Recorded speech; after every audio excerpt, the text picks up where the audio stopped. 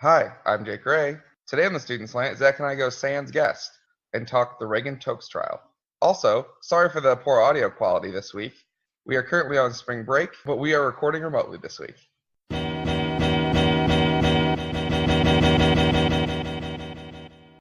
The whole Reagan Tokes case and crimes happened February 8th, 2017 was the day. And at the time, I was in COM 2221, which is our first kind of journalism writing class. So I think obviously everybody that goes to Ohio State is aware of the case. It's horrible, it's awful, and being in the journalism program, I knew that they were covering it, and I kind of knew the ins and outs of what they were doing, but I wasn't involved at the time. I don't think I was really even going into the newsroom. Fast forward to last fall, fall 2017, and I'm the politics beat reporter. The case is starting to, get into the point where indictments have been filed. We're talking about going to trial. The first interaction I had was that the family worked with local lawmakers to introduce the Reagan Tokes Act, which just briefly kind of talks about different GPS updates to monitoring convicts and making sure people are being held accountable. And then I covered when the state said they were not going to take the death sentence off the table, which is why we officially went to trial, because the defense wants to avoid that sentence. And then fast forward to this week, the trial started last week and ended this Tuesday. I only covered it this Monday and Tuesday because everybody else was on spring break. So I covered the last day of testimonies from witnesses and the closing arguments and eventually the verdict being handed down by the jury. I'm Zach Varda. I'm Jake Ray, and this is the Student Slant. Zach, what's it like covering a case? Because like you said, it's everyone at Ohio State knows about this case. It was all over the place when we were in that 22-21 course. It was honestly like national news almost, for sure, all like the whole state of Ohio news. So what is it like as a student going into a courtroom where I'm sure everybody else is covering this case, and you're just writing for a student newspaper? What's it like covering a case like this? It is, well, going off of what you said, talking about a lot of other people being there, the Dispatch was there, 10 TV was there, I think NBC4, ABC6, Toledo Blade had someone down in Columbus covering it. And so we were definitely the, smallest organization covering it, but I had never covered a court case before, so it was kind of nice that the first one I covered was one that was so big, because the other journalists in the room from professional newspapers were very helpful. We were able to ask them questions. They gave us pointers if we didn't really know like what was going on, or hey, how long do we wait around for this?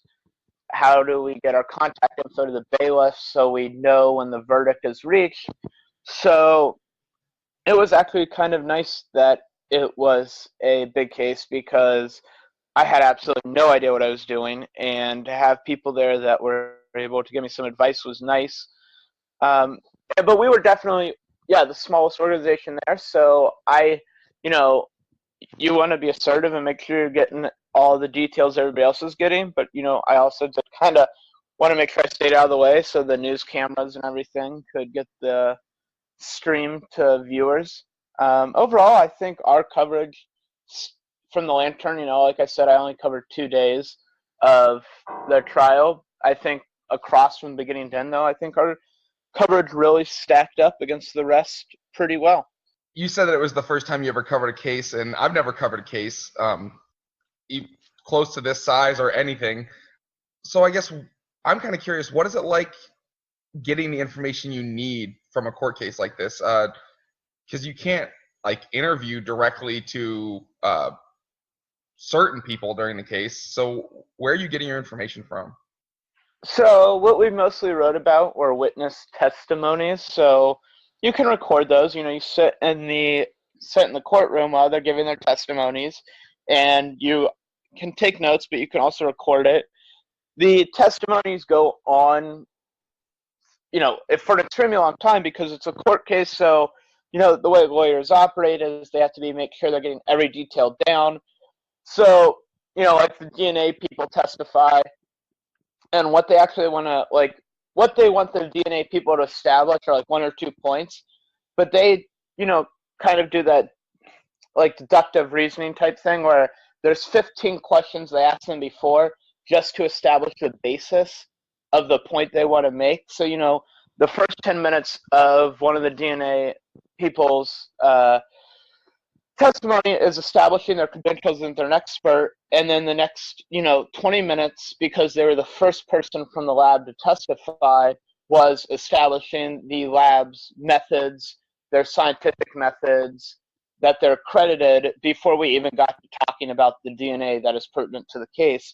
So there is a lot of clutter. So I have my recorder out and I record the whole testimony. When I get out to write about it, I have an hour worth of audio. So what was really important was to take hand notes with timestamps of the quotes I was going to need, because you're not going to go back and listen to, transcribe, or sift through an hour of audio when there's only a minute and a half of quotes that are going to, legitimately, there's maybe 5 minutes worth of talking that is pertinent to what people want to know, because the rest of it is about establishing that the evidence is on good standing.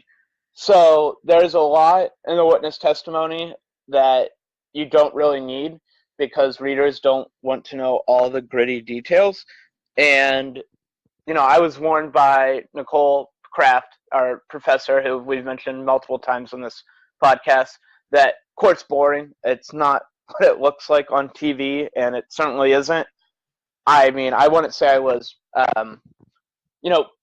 boring's the right word, but I wouldn't say I was bored, because it's such a high-profile case, and there are, as a journalist, you're objective, but there's a lot of emotions because it's a pretty, awful thing you're hearing about.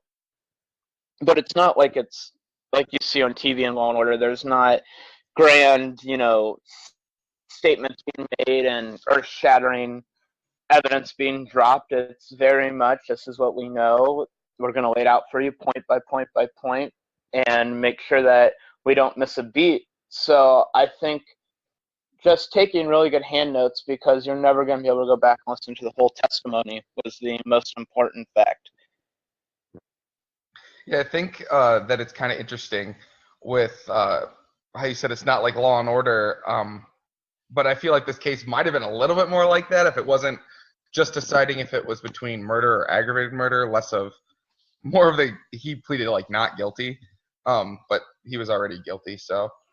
That's a really good point, because, yeah, there was, Goldsby, Brian Lee Goldsby, which is the man that was ultimately convicted of the kidnapping, raping, and murder of Reagan Tokes. He didn't testify. He waived his right to testify. He had, in a interview with detectives, which was part of the evidence, admitted to everything except the murder, and the defense his defense team wasn't even arguing that he didn't murder her.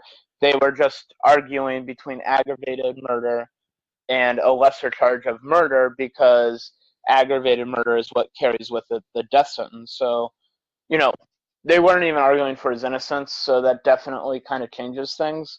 And, we didn't hear from Goldsby, so that's not, if there were some very powerful witness testimonies, but obviously in any case, the testimony from the defendant's going to be the most interesting, and we didn't get that here.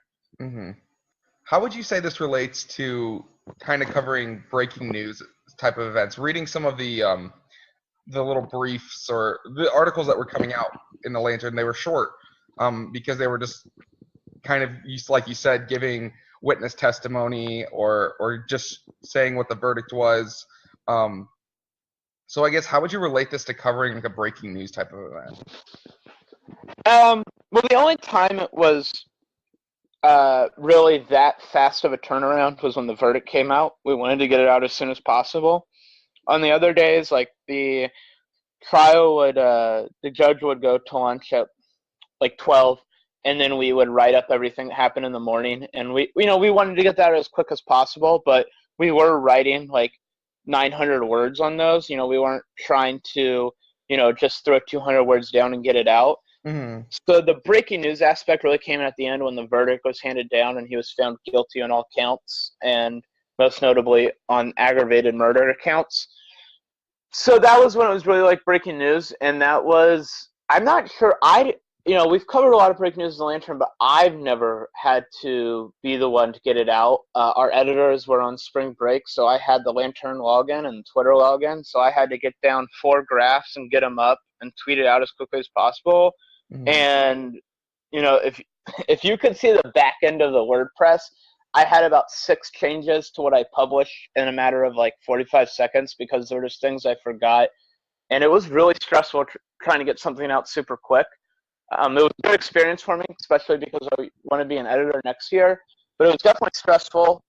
But the other articles didn't have that time constraint. The only constraint was we only had about an hour because we needed to get them done before the trial reconvened after lunch. Covering a case like this, especially being so connected to Ohio State, I mean, this was just down the street in Short North. So being an Ohio State student, what is it like, I guess, covering a case like this, trying to stay objective, but also having obviously some sort of emotional connection to it? It was tough.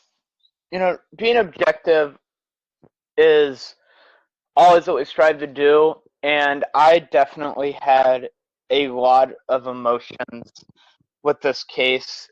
I remembered while I was in the courtroom what Holly Zachariah has told us, what she said on this podcast a couple weeks ago, about it's okay to be emotional. That being a journalist, I think she thinks having emotions, and I totally agree with her, is one of the things that makes a good journalist.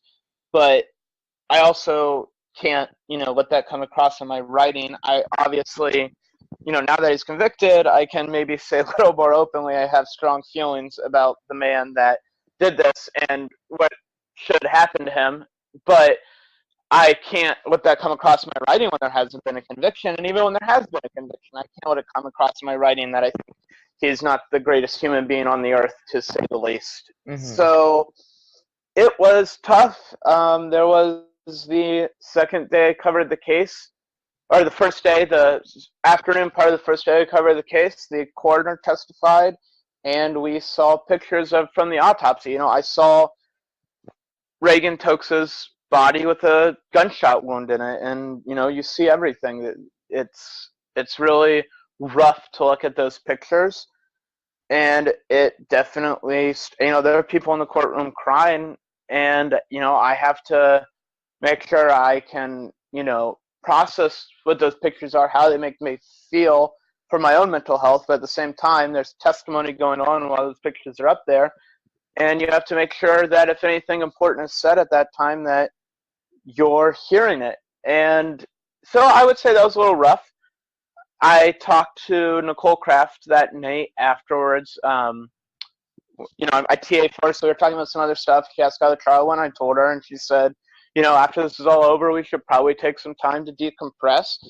And, I definitely agree with that. And just kind of talking that little bit was nice. I think, anybody who's going to see pictures like that or hear testimony like that from a coroner or from DNA specialists, where you're going to get a very detailed account of what happened, you got to make sure your own mental health is in order. I obviously don't have the connection. Reagan Tokes' family was in the courtroom when I was covering it, and I can't even pretend to, that my emotions connected to this are anywhere near theirs. Mm-hmm. But still, there was a lot of powerful stuff there that, really makes you feel sick to your stomach. So you got to balance that against also making sure you're getting the story out there for readers and making sure your own mental health stays in check, and that you're, at the end of the day, make sure you're okay with everything you heard and that your reporting is where it needs to be.